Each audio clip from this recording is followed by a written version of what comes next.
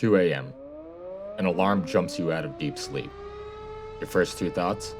Is it my blood or flames? Both horrifying. The alarm continues to scream through the firehouse. Someone's in need.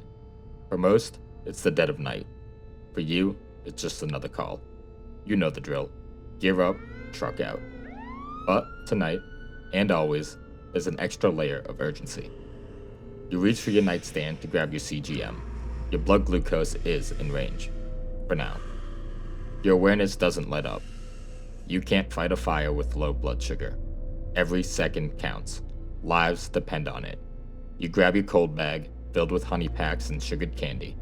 You check your DIY pump loop system to make sure it's working. You know you're about to run into hell.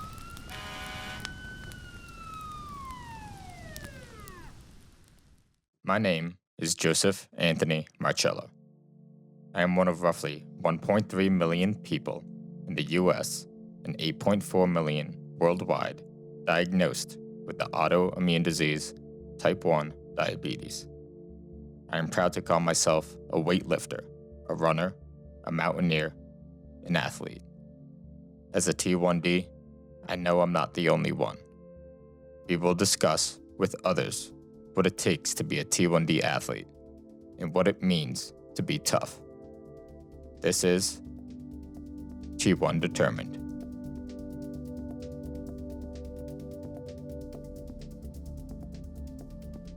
Welcome to the T1 Determined podcast. On today's episode, we sit down with Massachusetts T1D firefighter Mark Jones-Maynard. Mark Jones-Maynard is a dedicated full-time firefighter and nationally registered paramedic with the Westwood Fire Department. Outside of his work, Mark channels his lifelong passion for music as a drummer. With years of experience across various aspects of music, including marching, percussion, jazz band, progressive metal bands, and teaching as a percussion instructor. An avid sports enthusiast, Mark has always maintained an active lifestyle, with pickleball being his latest favorite pursuit. Diagnosed with type 1 diabetes at just 6 months old, he has successfully managed the condition for over 32 years, maintaining excellent health and avoiding any long-term complications associated with T1D. Above all, Mark is a proud father of 2 young boys and a devoted husband, embodying resilience and balance both at work and home. Thank you for your continued support as the T1 Determined initiative continues to grow. We are in the process of recording and releasing Season 1 of the podcast with a variety of guests. Our mission is to display feats of T1D endurance and dive into conversations about how proper management and techniques can lead to certain peak performances in desired sports or exertion. On top of podcast releases, we are working on a documentary feature film titled Low Blood Sugar at High Altitude, chronicling my journey of climbing Denali, North America's tallest peak, while confronting obstacles that type 1 diabetes brings. We also plan to publish more blog posts written by myself and other talented T1D athletes. You can visit our website, t1determined.net, for an interactive experience on all of our projects. Please follow our journey on Facebook at T1 Determined and Instagram at T1 Determined Brand. Stay tuned for further announcements regarding the growth of our platform on more social media outlets. Before we begin, I want to acknowledge that I am not a medical doctor. The topics I discuss, as well as guests on this podcast, are recommendations that best suit us specifically and are not prescriptions. I encourage a culture of sharing therapy methods and management techniques that work for each individual. I believe T1D education and well-rounded glucose management are established from learning and listening to a multitude of experiences. We will hear many therapy methods and management techniques. This does not mean that every method or technique can or will work for you. Please use the information from this podcast in a way that best suits you. Please consult your healthcare team and medical professionals before making any alterations to your daily routines, management, and therapies. This episode hits close to home for me. My father is a retired firefighter of 32 years. I grew up in a firefighting family, learning discipline and honor. Everything that Mark discusses today about his occupation is a reflection of the culture I grew up in. I want to extend a huge thank you to all EMS personnel, nurses, police officers, essential workers, and firefighters. You are crucial to our protection and safety. Mark, as a T1D, is beyond an inspiration for what he does. I hope you enjoy my conversation with T1D firefighter Mark Jones-Maynard. Thank you very much, Mark, for joining me today. Thanks for having me. And I guess we'll start off right away with when we first had our conversation and I met you. You were diagnosed at the youngest age I've ever heard of. Yeah. So I hear it a lot too from other diabetics on like different groups on Facebooks and support groups. I very very rarely come across another diabetic that's been diagnosed close to where I was diagnosed. Mm-hmm. It's just you don't really hear of it. But yeah, so I was 6 months old, and again, this is through the eyes of my parents because I don't really remember too much. But so according to my parents, a little bit prior, so it was like a few weeks prior to being 6 months old, I was just sick, real sick. I was, I went from being a real active baby, being able to hold my own bottle and drink the formula. My mom said that I couldn't hold the bottle anymore. I was urinating very frequently and just started becoming lethargic. And while that was all going on, she was bringing me to see my pediatrician, and the pediatrician couldn't figure out what was happening. They had no idea. So finally, when I became lethargic, when I was just completely out of it, my parents brought me to the ER and they did a urine test on me, and ketones were through the roof. And that's when I was diagnosed. And my mom told me she'll never forget the doctor. Doctor looked at her and said, if you had waited even just probably a few more hours, your son probably would have went into a coma and died. Wow.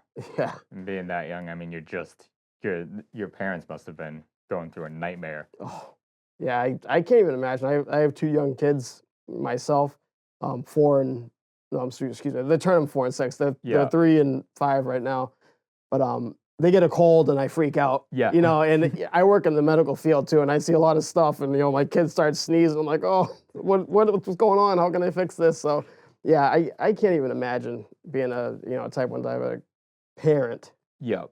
Yeah. And just so nobody else in your family has had type 1 up until that point, so nobody really knew to look for signs, correct? So my great grandmother on my grandfather's side, Yep. she was a diabetic, and I believe she went from type 2 to type 1. Okay. But that was like towards the end of her life. Yep. And then my grandfather, her son, he was a type 2. But yeah, there's nobody else in my family that's, even till this day, knock on wood, of course, that's a type 1, that's been a type 1, that I know of at least. I find it fascinating that even though you were still so young, you had all the similar symptoms of anybody at any age going through. So the constant urination. Yep. And I can't imagine an infant losing weight, but that must have happened. Oh yeah. My family still makes fun of me to this day too. They tell me I was a chunky baby, and the pictures were insane. They showed me the pictures, and I was really fat. But yeah, I did. I lost the weight and just became, like I said, lethargic and just sickly. And it's also astonishing how 6 months old, you're hours away from no longer being here. Then all of a sudden they figured out it's type 1, it's insulin.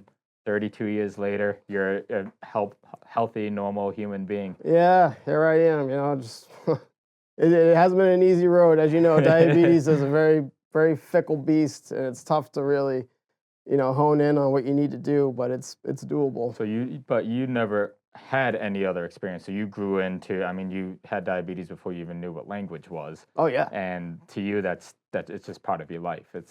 I don't know anything different, and in ways it's almost better, because I don't know what it's like to be able to eat a slice of cake without having to think about it, So it's kind of a blessing in a way, to be honest. Now this might be an interesting aspect to take, but when you were growing up as a kid, was there any point, and at what point did you realize that your type 1 kind of set you apart from others, that you had to think about eating food and exercise and all the jazz differently than other kids without type 1? Yeah, so when I was younger, and I would say it was school that really kind of opened up my eyes to Mhm. it because I was the kid that had to leave class and go to the nurse's office. And, at first whatever, I didn't really think too much of it. But then as I'm starting to realize, what's going on, like, well, all the other kids don't have to go to the nurse's office. That's when it really started to click for me. And, when I was younger, I wasn't the greatest diabetic in the world. You can Yeah. imagine how kids are. They just Yeah. do their own thing. Yeah. But yeah, having to go to the nurse's office, and then also too, the teacher or teachers at points would, maybe pass out candy for the kids, and well, Mark can't have candy. He's diabetic. We have to give him something else, or here's a toy you can have. Yeah. So it's like, well, Toys are cool. yeah, toys are They give you cool. a cheese stick. Yeah, yeah, and there was actually quite a few instances that happened, where the teacher would be either making food or something, or Mhm. giving out treats for the kids, and I either didn't get it or had to get something different. Do So you remember at all your parents explaining anything to you or trying to give you words of confidence when those situations happened?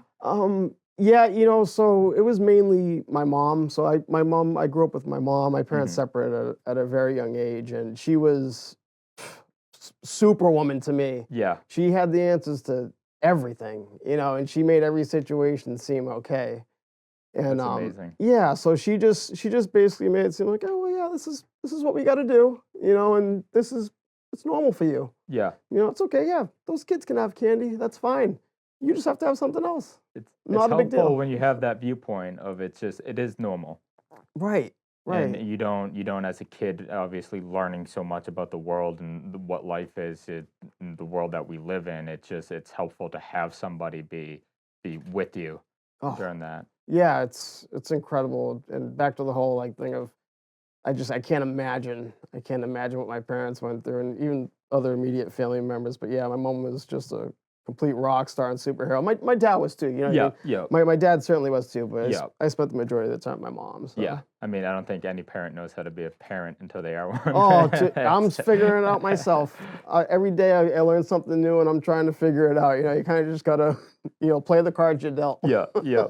So, as you're growing up, did your passions for band and other sports, how did that coexist with your type 1, or did it drive you, or did you start to find these passions and learned how to do them with the condition? Yeah, so at first, when I was first getting into music and drums, um, it was concert band in elementary school, and it didn't really, the diabetes didn't affect that at all. Mhm. You're sitting behind everybody on the drum, playing the snare drum. You're not really doing too much moving around or anything.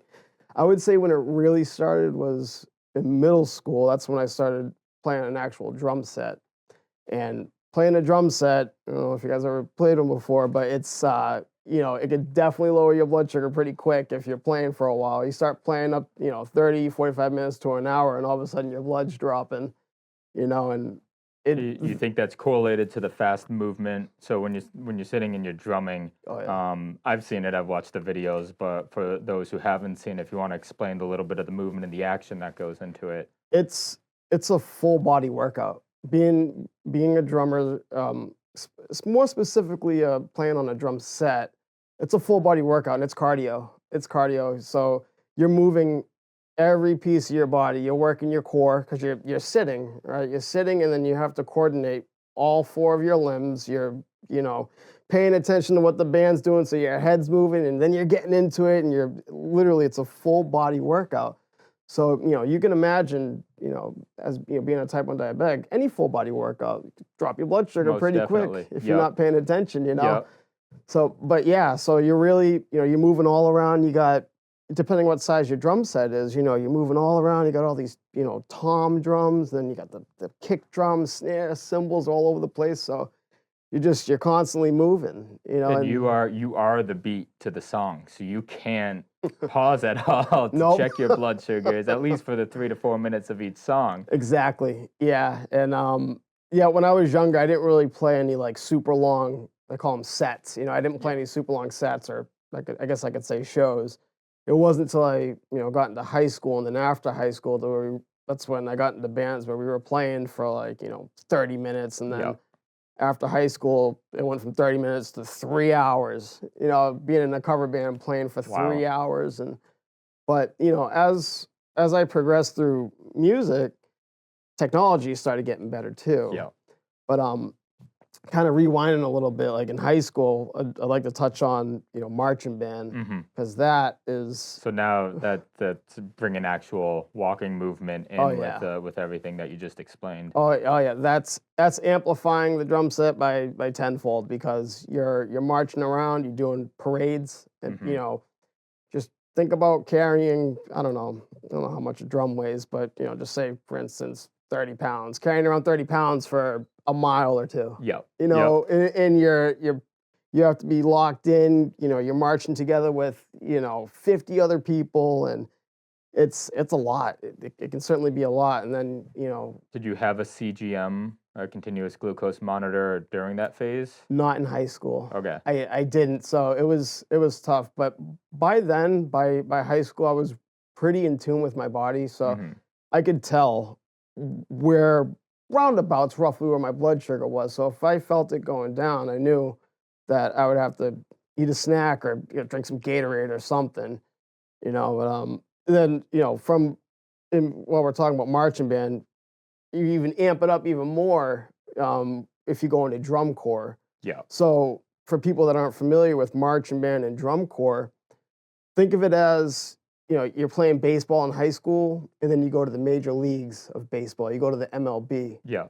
So drum corps is the major leagues of marching band. That's the highest you're getting. That's the most professional, and that's even more intense. They actually there's a cool study that they did years back. I want to say it was like 13, 14 years ago. You can find it on YouTube. I forget the name of it, but they took one of the drummers. It was the drummers called tenors or quads, Yeah. and they hooked him up to all these machines, oxygen machines, and checking his heart rate. And they wanted to see what they went through as they were marching. And at the end of it, they compared that drummer to an athlete, basically doing the same amount of work. Wow. So you could imagine, as a type 1 diabetic, Yep. if you're not locked into what you're doing, and you're not taking care of yourself, it could be a bad roller coaster ride for you. Yeah. Yep. I mean, you don't. That's something that doesn't come to your mind first, because when you're watching drummers and marching, Hmm. oftentimes the way I see them, at least, very still, or like at least have the posture. You have to hold the posture as well. Oh So yeah. it's all internal. All the muscles must be tight. So that's another factor that we can get into on top of the cardio. And Oh yeah. It certainly is a lot, but if you can get into it and you can really take care of your diabetes, then you're going to be so healthy, yeah, because they put you through your paces. You're going to be physically at your fittest when you're doing that. It takes a lot. So if everything's dialed in, you're gonna be good to go. that's amazing. Did you carry sugar with you in either like a gel or candy, or what So what were you able to hold on your body? so typically, like my go-to thing for me, and maybe this will help another type 1 out there that Hmm. hears this, uh, Gatorade or Powerade. Oh my goodness! Even now, working for the fire department, that I still carry a bottle of Gatorade or Powerade because Yeah, it works so good. it hits you instantly. Oh yeah. So when I was doing marching band, I would keep that on the sidelines, Yeah, but also too, I'd also keep some sort of long-acting carbohydrate, because those are fast-acting. That would yeah, get your blood sugar up, but you want to keep it up too.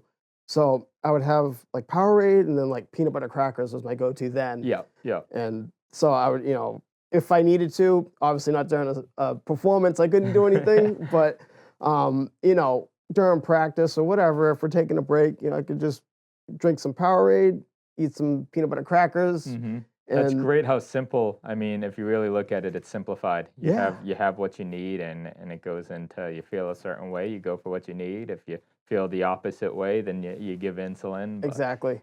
Yeah, so it's exactly. See, it really isn't. It sounds daunting and difficult being a type 1 diabetic, especially for someone who's newly diagnosed. But it truly, like, you can. It's not that bad. yeah, You just got to yeah. figure out Once your you learn, body. and I mean, how many people can say they know exactly where their blood sugar is in their range? And as a teenager growing up, Yeah. and you're able to trust yourself while doing a performance. That's amazing. Yeah, yeah, it's a lot, but it's possible. It's doable. Yeah. Certainly is. Did you play any other sports during high school? So not in high school, my focus was music. Okay. It was Yeah. all music, but prior to that, in middle school and elementary school, I did baseball, football. I did a whole ultimate frisbee was huge for me. Yeah. Oh, I played a lot of ultimate frisbee. And same thing. The sports were the same thing as the marching band. If you know your body, you know what you need, you know what your capabilities are, you can do that too. I would say football and ultimate frisbee are part of the ones that really kind of affected my blood sugar the most because you're doing Hmm. a lot of running Yep. around. Yep. You're moving a lot. Yeah, yeah. So I've always been involved in some sort of sports, even Hmm. like to this day. Like pickleball. I love playing Yeah. America's pickleball. fastest growing sport at the Oh, moment. oh my goodness, it's wild. And It's in pickleball seems it's short sprints, but again, you have to focus and you're backing up, so it's like you're in a little short area, but you're moving fast within that range. oh yeah, quick movements, and it's after a while you play a long game and all of a sudden you look at your CGM, your blood sugar's dropping, you Yep. don't even realize it. But yeah, a lot of quick movements and it can certainly affect your blood sugar, but if you got the tools nearby, you're good to go. And then so after school, after the march band, drum corps, you progress into bands and playing live performances. Yes. So, yep, in high school is when I really started getting into playing with actual bands, and mainly it was rock music, progressive metal. Hmm. Like I So love. not slow paced songs. No, no, not at all. That was I did the slow stuff like with jazz band in high school and whatnot, but the stuff that I really like to play is the heavier, more driving music, and rock music and metal and progressive metal was really that was what me and my buddies like to do.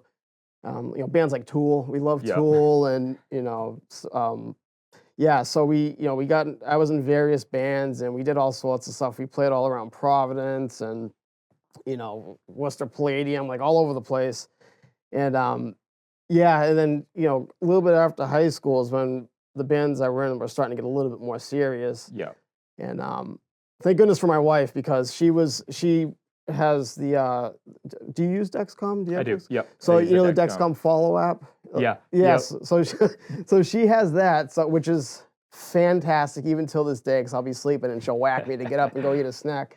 But my band would be performing and obviously I'm on stage. I can't just hop off. I'm like, hey, give me a minute. Yeah. Go grab a Coke or Yeah. something. Even if you're at the end of a song, you can't. You're about to play the next one, so you gotta be quick. Gotta be ready to go, Hmm. And so, but she has that follow app, and that's, oh my goodness, it's a savior because she can see where it's trending. Like, well, he's gonna be going low soon. I better go get a soda and just slide it on the stage so he can have it, or Yeah. I'll give it to the guitarist so he can slide it over to him. And there's been multiple occasions when she's come in and she's given me a Game drink, and changer. yeah, it Hmm. truly is. And And that allows you, I mean, knowing that you have her as a safety net yeah, allows you to kind of not think about it as much so you can be more invested in the music. exactly. Yeah, I can relax a little bit more, Hmm. and kind of just take my mind off of the diabetes and focus. Not that's completely off, but you know Yeah, what I mean. yeah, exactly. And then really just hone in and focus on the music and the performance. Yeah.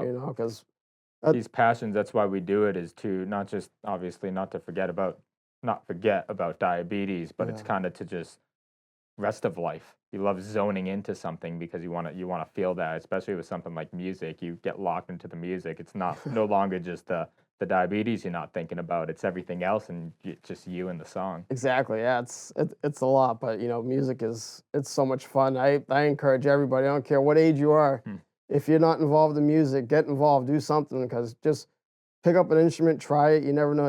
You'll probably fall in love with it, and then before you know it, you're gonna go down a rabbit hole of learning, all sorts of songs, and it truly is like a second language. If you can Yeah, learn music, if you learn to read, write, and then even speak it. You Yep. know, Yep. I get the guys I work with make fun of me sometimes, like, "Oh, can you do the drummer talk? Can you just do it real quick?" Like, I can't do it on the spot, man. It just comes out sometimes. But So you get into a certain voice when you start. yeah, Yeah. yeah, it's kind of silly, but yeah, if you ever get the chance to hear a drummer do their drummer talk, it's kind of funny. Yeah, that's great. That's awesome. Yeah. And with your band, what were the dynamics? Because everybody probably obviously knows that you're a type 1. Yeah. Again, with support group and being a band, and it's kind of similar to being a firefighter. You're with a group of individuals that you really have to be like family. Oh, absolutely. And I will say every band that I've ever been in, I'm still friends with the majority of all those guys. And you're right, it really is like a little family.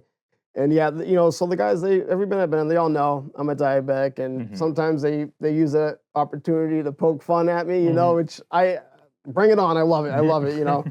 We have a saying at the firehouse: if the guys aren't making fun of you, and they don't like you. You know what I mean? Yep. So it's Yep. like when you're making fun of me, I kind of take that as a compliment. So, but yeah, all the guys are very very aware. Some of them I went through middle school with and high school, and some of them were in my wedding with Yeah, me. that's awesome. And yeah, so they were always pretty aware. But luckily I was a pretty decent diabetic when I was in the at least those bands, and they never really had to worry too much about me. Yeah. If they Yeah. saw me looking kind of off, they'd be like, You good? You need a snack or something, dude?" But They'd be concerned, but they knew that you had yourself under control and that you yes, knew what to do with yourself. exactly, yeah, Yeah. and that's so important, especially for like working in the fire service, Hmm. because you know the guys and the girls that I work with, they need to know that Mark takes care of himself, and that if I need it, he's going to be able to help me. Yeah. And Yeah. that's They need that's to be able to trust you, and knowing that you trust yourself allows them to trust you. exactly, yeah, and that's a huge thing for me. So that's kind of like one of the driving forces for me at the fire service is Yeah. I need to make sure that I'm squared away first Yep. before I can help anybody else. Yeah. So that's why I take it very seriously, my diabetes. Not that I didn't before, but especially now. But now you have a different responsibility, and this is a great segue. So let's talk Yeah, about how you got interested in joining the fire department, and then before you've actually joined, we can talk a little bit about the academy. So yeah. what was the spark? So let's rewind. Let's Yep. go back to let's middle school time. My mom, she started working as an EMT for Fallon Ambulance. You've probably seen them around here and there. Um, and she would tell me stories about going on calls, and some of them not the best. Yep. She would Yep. being a young diabetic when I wasn't, the best diabetic in the world. She would tell me some stories about, what other diabetics are going through, just to kind of like try to open my eyes and be like, if you don't take care of yourself, this could happen to you. Hmm. And And she's seen it firsthand. oh yeah, oh yeah, and it used to, I wouldn't say scare me, but it definitely opened my eyes, and it's like, wow, I don't want to be like that, you Yeah. know. Yep. But Yep. so she was an EMT, and I just thought that was the greatest thing in the world when she was studying to pass her test, and I was like, man, like she's learning about things I never even heard of before, like about the human body. Like, what is that she just said? Like, it's incredible. She gets to work on an ambulance and use lights and sirens, and man, that's so cool. So that's kind of where my interest for working in the emergency setting started. And then, from there, she, became friends. EMS is such a small world. As you know, Yeah. EMS and fire service, such a small world. So she would, she'd bring people she worked with to the house sometimes, and friends, because you grow close to these people. They really become like family to you. And one of her partners, he came by the house one time, and he was a firefighter, actually for Westwood. Yep. He was a Westwood firefighter. I'm like, man, that's really It's a full cool. circle moment Yeah. now, looking Oh, back at that. it is a full circle moment. He says it too. It's so funny. He says it to this day. He's It's like, like "This that was your was." start. Yeah, it's like it's truly full circle. And I'm like, same thing. Like, I'm like, wow, that's really cool being a firefighter. And I remember talking to him about it. And I remember he told me, he's like, dude, you're never gonna be able to become a firefighter. I hate to break it to you, but they won't allow type ones to do it. Hmm. And he probably didn't mean anything mean by that. No. He was speaking what he wasn't out against any type ones, but No. just thinking about what the job entails. Yeah, and back then, it was most places were civil service, and in order to get through the civil service process, being a type 1 diabetic was an automatic disqualifier, so he Yeah. wasn't lying, like, Yeah. I couldn't do it. Mhm. So I was like, "Man, this really stinks." So then, then I got a little older, and then I went through EMT school, started working as an EMT, and I'm like, "Well, there's call departments, there's volunteer departments. Why couldn't I do something like that?" Mhm. You know?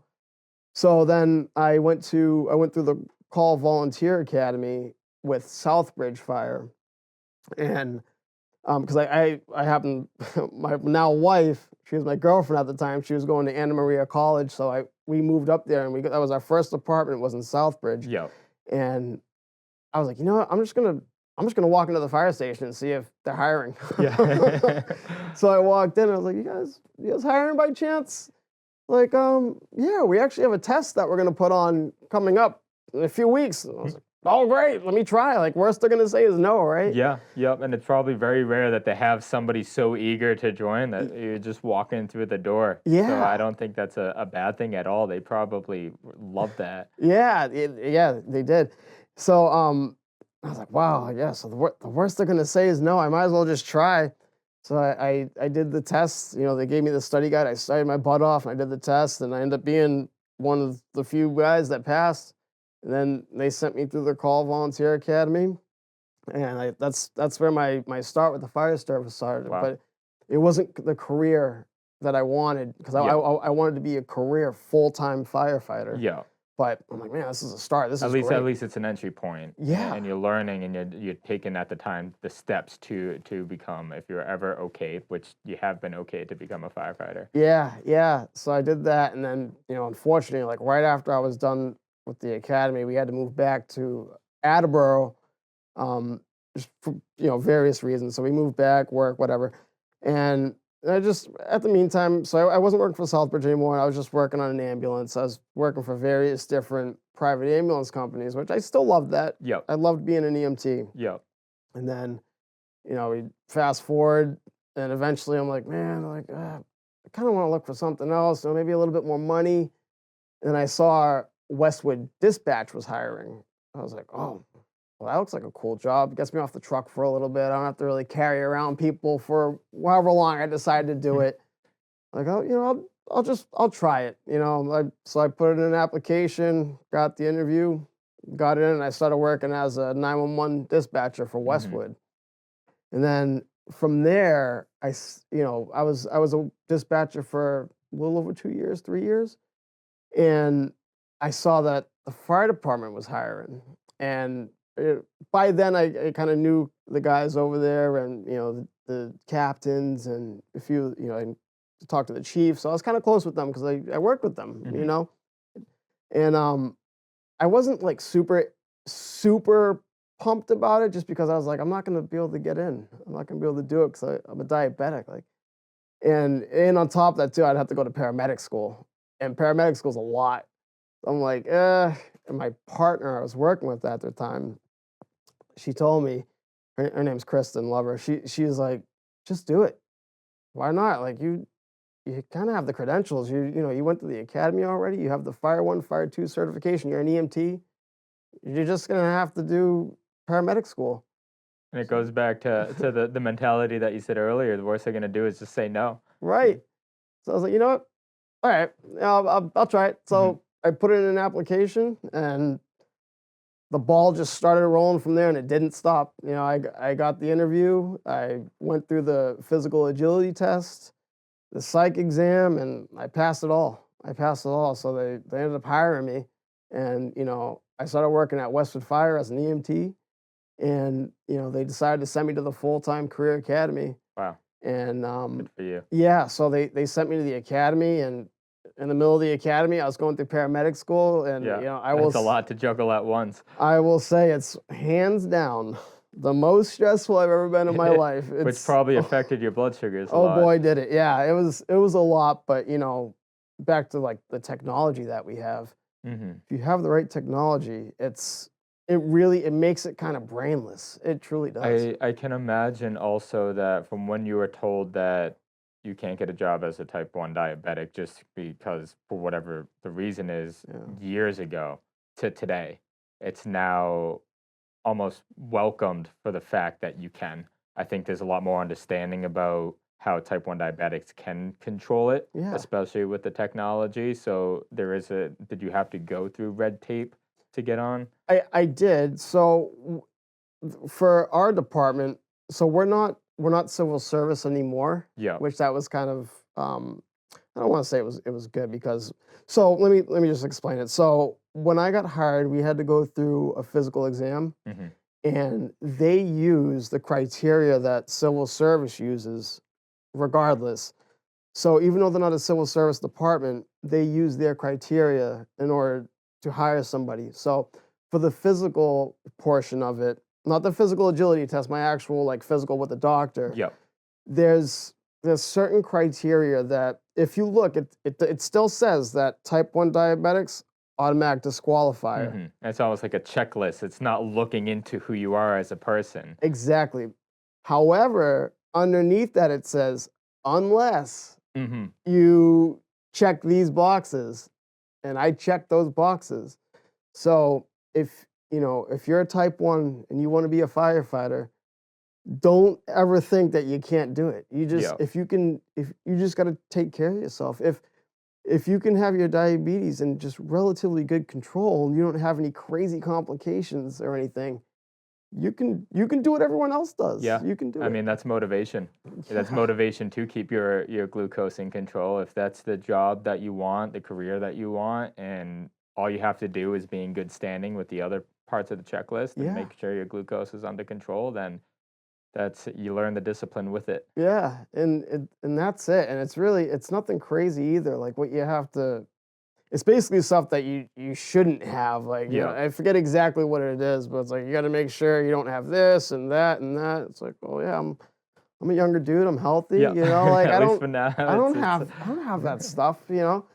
But, yeah, and so, I got through that, the physical portion of it, and I was good to go. that's amazing. Yeah. Now, did you learn a lot about your body's reaction and your glucose trends Mhm. through the academy? But I mean, you had experience before the academy, so did you learn that going in? Was there new things that you discovered that affected you? So when I went through the full-time career academy, Hmm. thankfully I had my system that I have now, which is looped. And if you're not familiar with it, it's a closed loop system. And it allows so I have Dexcom and Omnipod. Yeah. And it's a DIY app that you build yourself on your phone. There's instructions though, like anyone can do it. You put it on your phone, and basically what it does is it allows the CGM and the pump to talk together. Yeah. So that app that I have is doing all my thinking for me. I don't. I literally just tell it, "Hey, looped. I had a sandwich. Yeah. Heads up. I just want to let you know. Keep doing what you're doing, but I had a sandwich. Take care of it." It takes into account and I think Looped is one of the first programs that we're seeing that, and we can jump into technology just real quickly, Yeah. how eventually, while there is no cure, the idea is to create a closed loop system, Yes. an electronic pancreas, essentially, something that runs where we don't even have to think or worry about it at all. And this seems like one of the first technologies that's actually accomplishing that. And I Yes. can just imagine the advancements that are on the horizon. Oh, yeah, even in the past 5 years, it's insane the jumps that we've made in technology, and I will say, because of Looped, it made it so I was good through the academy. That's I'm amazing. I'm sure, if I didn't have Looped, if I just had a pump and a CGM, I would have been good. I would have Hmm. made sure of it because Yeah, this is what I wanted, so I would have made sure I was good. using both yourself, your management that you've built up into that point, and Yeah. the advancing technology. So you Yes. have to use them coexistingly. Yes. So kinda getting back to, like, what you originally asked. So Hmm. when I was at the academy, that was a whole new level of stress. Even though I went through the Call Volunteer Academy, Yep. they are different. They are different. You learn the same stuff, but you're hitting it harder at the Career Academy because the way they're looking at it is this is going to be your full-time job. This is what you're doing for a living. Hmm. So we need to really, really make sure you guys know this stuff, that you're physically capable of doing it. And ultimately, your decisions are going to affect the outcomes of people going through situations in people's lives. Exactly. And yeah, so going through the academy, there was a whole new level of stress I never experienced. Um, Putting on all that gear in under a minute. I'm sure your dad knows. You gotta get it on in under a minute, and then you and two, three other people. If you're lucky, you get three people. You're dragging a hose line into a building that if it's a the one of the bigger lines that we have is called the 2.5-inch hose line. It moves a lot of water, Yep.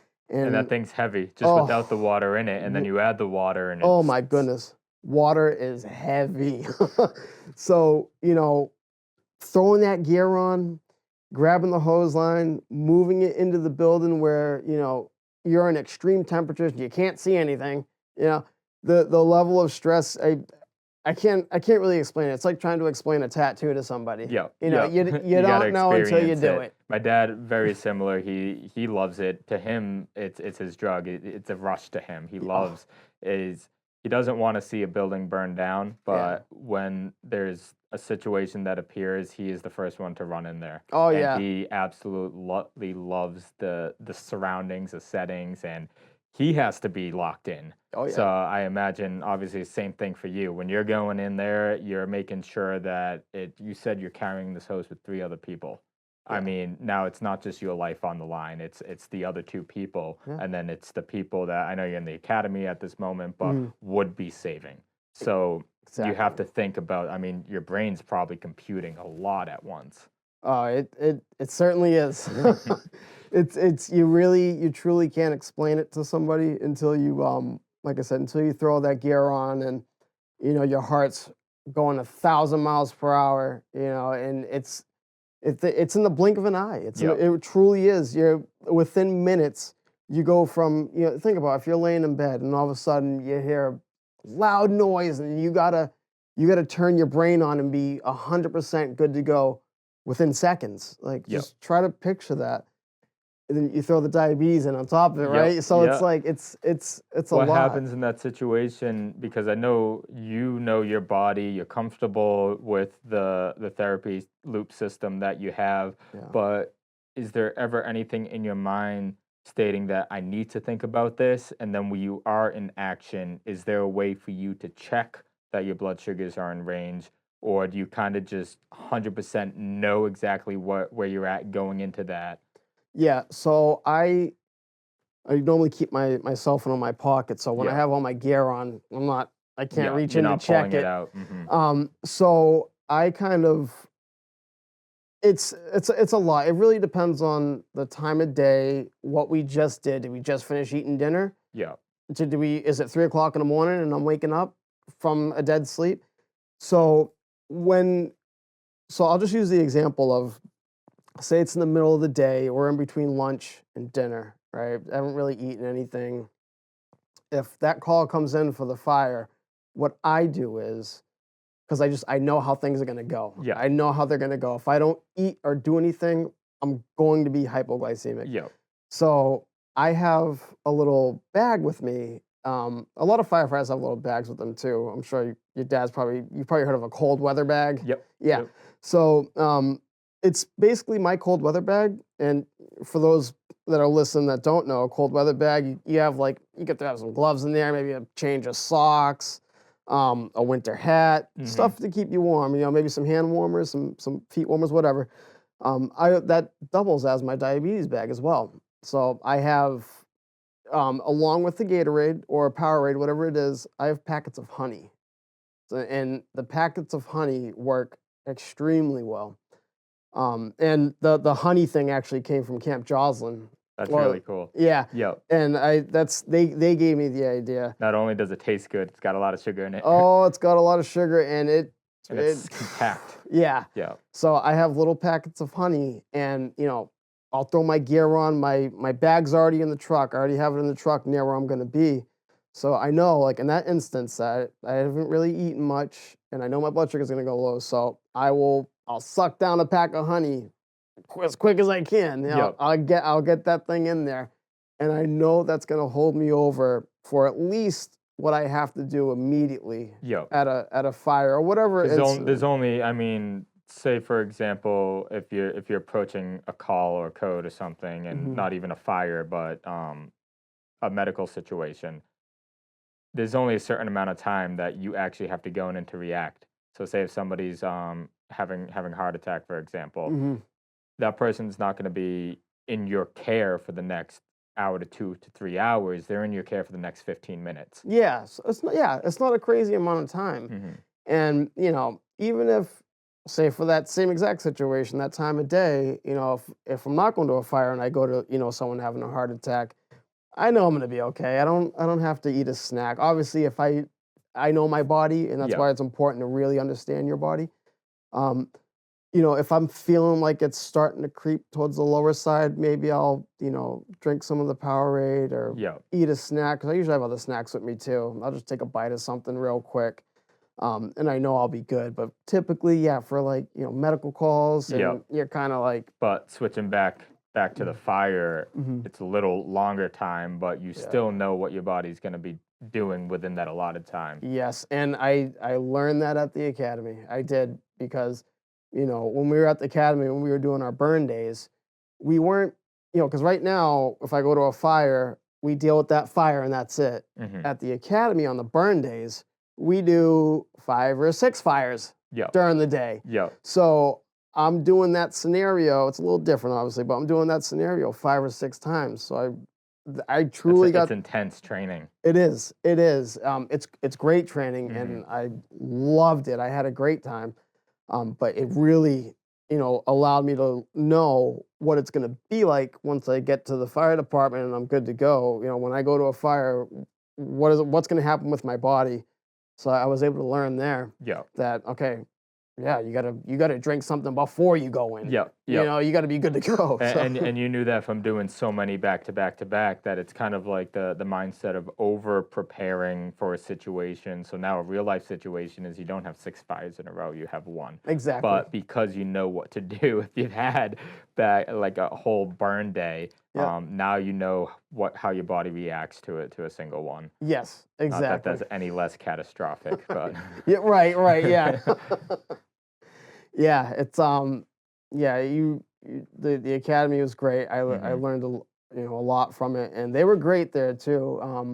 I had to ask for like special permission in order to carry my phone with me because that's a big Yep. no-no. You got caught with your phone at the academy. Good Yep. luck. Yep. So I had to ask for special permission in order to carry it with me because my phone's a medical device. Yep. And they were great. They truly were. They said, "Okay, yep, can you just get this for us?" Yeah, no problem. Have my doctor write you a letter, whatever. Sent it to them. They said, "Okay, you're good to go."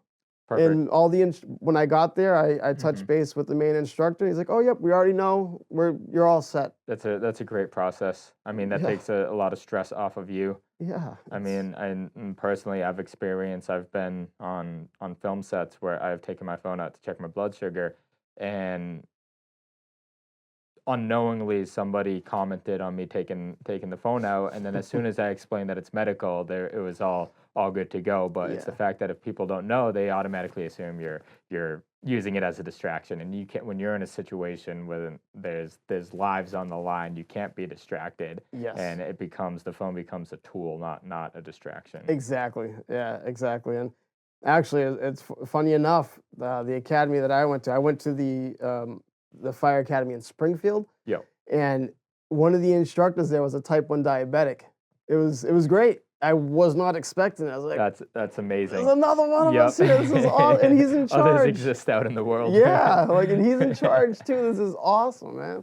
So you can do it. You He's kind can. of looking at, well, he at least knows what you're going through. So, Yeah, yeah. he did, and yeah, it was awesome. I learned so much at the academy. It's a great experience, and But yeah, as far as being a type 1 and Hmm. going through the full-time academy at least, because it's a lot of physical activity. You know, you're doing your How PT long? session. How long was the academy? So the Massachusetts Fire Academy is 10 weeks long. Okay. Yeah, and you go Monday through Friday, Yeah. and just about every single day, at least when I went through, every single day you do PT, you do physical training, Hmm. and it's intense. You know, if you don't prepare and you're not physically ready, you're gonna be in a tough way. You're gonna be in a tough way. And that's just normal. And That and then yeah. again, if you throw type 1 diabetes into the loop, you gotta. I mean, it's it is also a blessing because you did go into the academy knowing your body, Yeah. knowing what it may react to. Yes. Yeah, and it's I get it too with like the whole fire service and the diabetes thing, especially as technology was evolving. You go back years, people automatically think, oh, he's a type 1 diabetic. He could pass out at any time. Oh, he could have low blood sugar. We could find him on the ground. Like I get it. Yeah, I in get it. theory, yes, that can happen, but Yeah. it's exactly like in my massive point with doing everything T1 determined Hmm. is it's like an athlete and Yep. you're just so locked in, you're so zoned in that you have everything in tune with yourself Yes. that it's not an option for you to pass out. Yes. That's not even in you don't have room in your thoughts for it. Exactly. Yeah. It's just get rid of that. Yeah. That's never gonna happen. And yeah, and that brings me back to the other point with the other firefighters I work with. Hmm. They need to know that Mark's going to be good, Yeah. that they can rely on me because what's constantly going through my mind, like I said earlier, is I'm thinking about, am I going to be able to help this person when it comes down to it? Yeah. And the other thing that goes through my mind too is, and I'm sure all the other firefighters are thinking the same way, is okay, yep, so and so, I got to make sure he gets home to his kids and his wife. Yeah. I gotta make sure she gets home to her husband. It's not just It's the a family thing, yeah, and you're exactly. protecting each other. So that's why it's so important for if you're gonna be a firefighter, you need to be you need to be physically fit. You gotta be healthy because it's not just about you anymore. No. You know, it's about you, but it's about all those other firefighters, and it's about what we signed up to do is to protect the general public. Yeah. So you gotta make sure you squared away, and they even tell us at the academy, like you just said, you you need to be like an athlete Yeah. when it comes to being Yeah. a firefighter. And I mean, in my opinion, this is more important. I mean, you lose a game, you lose a game, Yeah, no matter how high stakes it is. But yeah, when you're a firefighter, this is the utmost focus. You got lives. If you can't not lose this game. exactly, and that's why to this now I should say till this day because I've always kind of taken my health very seriously, but Hmm. I constantly working out. I'm on top of my diabetes. I just try to be as healthy as I possibly can because Hmm. it's not about me anymore. Yeah. It's about my family. It's about everyone I work with's family, and it's about the people that rely on me and us when they call 911. Yeah. One of the sayings that I heard at the fire academy actually, and that really stuck with me was, when you're a firefighter, you need to be the hero that those kids that see us when we drive behind the fire trucks, you need to be the hero that they think you are. Yeah. So like I think about that all the time because my two boys, they love the fact I'm a firefighter. Yeah. They love fire trucks, which a lot of young kids do. But I always play that in my mind. I'm like, I gotta be the hero that my boys think that I am. Hmm. So if that's your motivation, let it be your It's motivation really to inspiring. Yeah. yeah, to do the right thing and to do good by Yeah. other people. Yeah. Take care of yourself, work out, be on top of your diabetes. How long have you been at Westwood Fire Department now? So I'm working on coming up on 4 years now this Okay. fall. Yep. So I'm past the 3-year So you're mark. no longer the young kid on the crew. I'm not the You're probie migrated. anymore. Yeah. I'm not the probationary firefighter. Yeah. Yep. So I've been there. I still consider myself to be very new. Yeah. Very new. Yeah. I'm still one of the young guys in the department, constantly learning. But yeah, I've been there for, I'm going on 4 years this fall. And, I love it there. I really do. It's such a great place to work. The job in general, you've probably heard it before. Your dad's probably said it, but it's like winning the lottery. Very much so. You're becoming a He loves firefighter. it. He was sad when he retired, and I he'd go bet. back if he could. Yeah. Well, tell your dad that anytime he wants to stop in the Westwood Fire Department, we got coffee on for him. We'll So, we'll we'll make sure that happens. That's really amazing. Now, yep. I have kind of an interesting question next. Yeah. When you're on a call, and a lot of in Westwood's close to the city, you got a high population, so a lot of the calls that you are on actually aren't fires. Mhm. Um, they're more medical. And correct me if I'm wrong. Have you come across diabetes in general, or specifically type 1 diabetes on a call? Oh, all the time. Yeah. I mean, it's no secret that, not only type 1 diabetes, but type 2 diabetes as well. It's at an all-time high in the Mm-hmm. US. Yeah. When I was doing clinicals, when I was becoming a paramedic and I was doing my clinical time in the hospital and my ride time, now we're constantly running into type 1s. And like I was saying earlier, I try so hard to like tell people how easy it is Mm-hmm. if you just you put in a little bit of time and a little bit of effort. It's not hard. It really isn't hard to put yourself on the good track, even if you have been doing great your whole life. Yeah. We have the tools out there to really put ourselves on the good track. But yeah, so like And how much of that is educating people who may have not known? it's a decent amount. And as you know, with diabetes, the best that we can do is what we want. Mm-hmm. And And it can, at the very least, just educating yourself about everything out there, yeah, and kind of just making yourself aware of, even if you're doing good, how you can do better. That's yes, mindset. My mindset every day is like, okay, yeah, no, I did really, really good yesterday, but how can I do better today? right. You're constantly learning. And when I said earlier, diabetes is a fickle beast. It truly is, because what works for you right now, as you know, we're getting older, Mm-hmm. and our bodies are always changing. Yep. They're always What changing. worked for you now won't work, may not work for you in 10 years or so. Exactly. So you got to be in tune with your body, and you got to recognize these changes and adjust your insulin. I mean, even me, you know, prior to the academy and becoming a firefighter, I was taking, X amount of insulin. That went down after the academy. So I started noticing like I was creeping towards hypoglycemia a Mm-hmm. lot.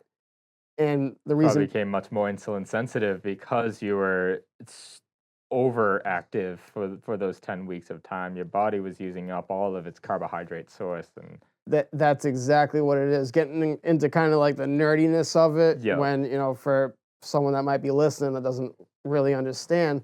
So if you go from not really being physically active to being really physically active, or even if you are physically active and you ramp things up a bit, you're becoming more insulin sensitive. Mm-hmm. That's just how things go. And you'll notice that now you're taking less insulin, Yep. which is great. Yep. It's great. Like, Yep. yeah, if I, That's another motivation. yeah, because as you know, insulin's not cheap. Nope. Mm-hmm. And Nope. if a vial of insulin can last me 3 more days, that's great. It's Mm-hmm. more money in my And pocket. and you can attest to this too, that it really is a huge number. When I'm training and when I'm off training for expeditions, Hmm. my insulin count when I'm off training doubles. Yeah. I'm using, when I'm training, half as much insulin as I was before. Yes. Yep. And just to kind of relate to that, so like for me, if because I'll be the first to admit it, I'm not like super consistent. I don't have like a strict routine for working out. Hmm. You know, 1 month I might be doing this X amount of working out, and it's intense. And yeah, I'm not taking as much insulin, and I kind of just dial it back a little bit. Maybe not running as much, whatever it is, and I'm taking a little bit more insulin. Yep. It happens very quick. Hmm. And like I said earlier, our bodies are constantly changing. You just got to be aware of what's going on. But you can really, like, don't let diabetes control you. You No. control it. Yeah. You Yeah. That's a great that's a great mindset, looking at yeah, it. Control it. Don't let it control you. absolutely. And it's easy to do if you just put in a little bit of effort. It doesn't Yeah. take much. Yeah.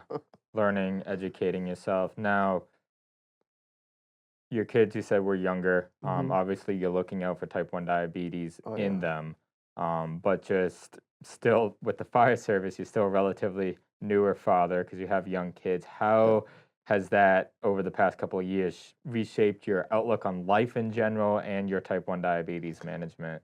Yeah. So I'm always thinking, it's always in the back of my mind. I'm like, oh man, is type 1 diabetes going to rear its ugly head in one of my kids? So I'm always on high alert. Whenever they get sick and they're not feeling good, I'm like, you're drinking a lot of water, Yep. you're peeing a lot. And can imagine when they go to pediatrics as well, they're probably checking the blood sugar, making sure because they know now it's in the genes. Yes, I always make sure I ask Hmm. them, like, please, like, just check. Or Because you could bring a it's, glucometer home from the fire station. yeah, yeah. My dad has done that for me. He's helped out Mhm. every once in a while, making sure I've got all the tools that I needed, especially when I was first diagnosed. Because Yeah. the fire department has a lot of sources for the community. Oh, absolutely. And yeah, and then like as far as like having kids in general, they're really my boys, like I was saying earlier about the whole be the hero that they think you are. Hmm. Um, they're my motivation. My wife is too. I do what I do for them. Yeah. And I try to be the best that I can be for them because it's at the end of the day, if something happens to daddy and I don't come home because I decided I didn't want to take care of myself, or if I didn't want to work out and be as fit as I need to be to do the job.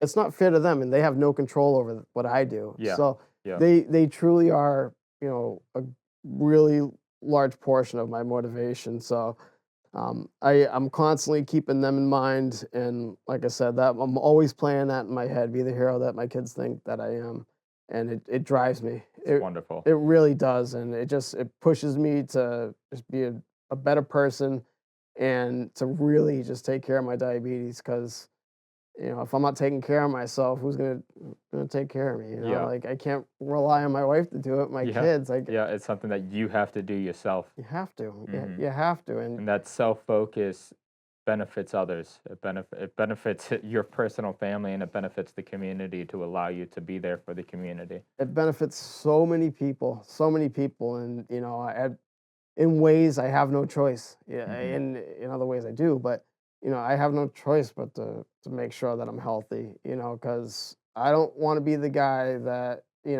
has to explain myself to the chief as to why so and so didn't make it home to their family. Oh, Mark had a low blood sugar, was at the Yeah. fire truck eating snacks, and so got hurt. I don't want to be that guy. So that's why I take the best care of myself as I can. Yeah. You know? Well, I personally think on multiple levels, you are an absolute inspiration. I I think appreciate that. firefighting is one of the most, if not the most, with the one similar to it, selfless occupation to go into. Yeah. From personally experiencing it with my father, and then just from seeing you being able to do it with type 1 diabetes, people are gonna listen to this and benefit so much from it. And I there's probably people out there that have been saved by you and protected by you Mm. and have no idea what you go through to make sure that you're there for them. Yeah. And I know that your family appreciates it, and those kids have a wonderful father, and your wife has a wonderful husband. So I appreciate all of the wisdom that you've shared here today. Yeah. And I can't thank you enough for being here. Yeah, it's a pleasure, and I really hope that even if something I said today reaches one person, then that's Yeah, that's the key. fantastic. I hope there's that one younger guy out there that wants to be a firefighter and was kind of like, I don't know if I can do it. I'm here to tell you, you can do it.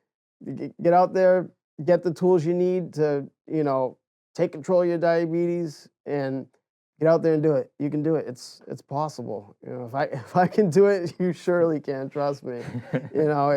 It's doable. But yeah, no, I truly appreciate it, and anyone can reach out to me at any point if they. I tell That's a great people. point. Yeah, yeah. I That's tell people I'm on a bunch of like Facebook groups and stuff, and I tell them all the time on there. I'm like, if you have any questions at all, I don't care if you've had diabetes for 80 years or if you just got diagnosed yesterday. If you have questions about anything diabetes. It doesn't have whatever it is. Yeah. If I know it, I'm gonna share it with you. Yeah. You know, because that's what we have to At the very do. least, have a conversation and gain new friends, new wisdom, new mentor. Yeah, like I'd love to be a mentor to anybody, answer questions. Anybody can reach out to me at any point.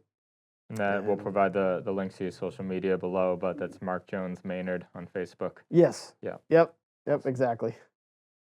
Wonderful. Yeah, Thank you very much, Mark. I think, like you said, if just one person can benefit from this conversation, then we did our jobs today. yeah, And it's amazing to talk to genuine people from growing up in a firefighter family.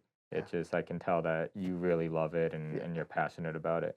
Absolutely, yeah, and man, what you're doing here with Type 1 Determined is it's great because you have a bigger platform than I do. You're gonna It's be not able to huge yet. it will be, but you're gonna be able to reach a lot of people, and if anyone you have on the show, if we're able to reach even just one person, you Yeah. facilitated that, and Thank so you. it's incredible what you're doing too. I can't imagine doing this. What you guys are doing. This is great. It truly is awesome. Well, I really appreciate that. Thank you very much. Yeah, absolutely. If you haven't yet, please subscribe to this podcast wherever you are listening. And if so inclined, leave a 5-star review to help grow an authentic audience. The best way to share the mission of T1 Determined is word of mouth. The T1D community is powerful. By telling others about this podcast, you are spreading education and positivity about type 1 diabetes in sports. Lastly, I'd love to hear from you, either via socials, our website, comments, or my personal email, joseph@t1determined.net. Please let me know how we can improve and topics that you'd like to listen to. If you have suggestions for guests, including yourself, do not hesitate to contact us. I look forward to hearing from you. My name is Mark Jones-Maynard. I'm a Type 1 diabetic, firefighter, Nationally Registered Paramedic, and I'm Type 1 Determined.